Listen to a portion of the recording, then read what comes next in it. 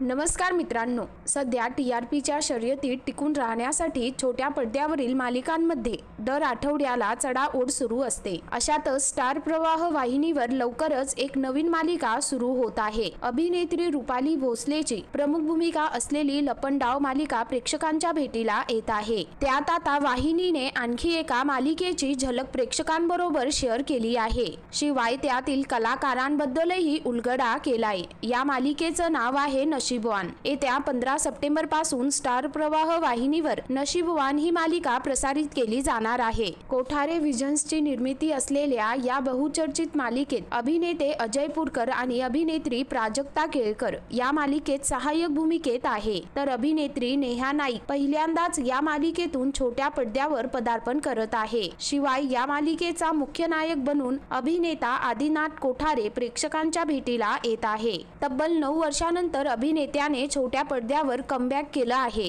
त्यामुळे त्याचे चाहते प्रचंड उत्सुक आहेत। दरम्यान 100 डेज या मालिकेनंतर आदिनाथ आता पुन्हा एकदा छोटा पडदा गाजवण्यासाठी सज्ज झाला आहे। नशीबवान मालिकेत तो रुद्रप्रताप घोरपडे हे पात्र साकारत आहे। तर मित्रांनो, तुम्ही आदिनाथ कोठारे यांना पुन्हा छोट्या पडद्यावर पाहण्यासाठी उत्सुक आहात का? कमेंट करून नक्की कळवा।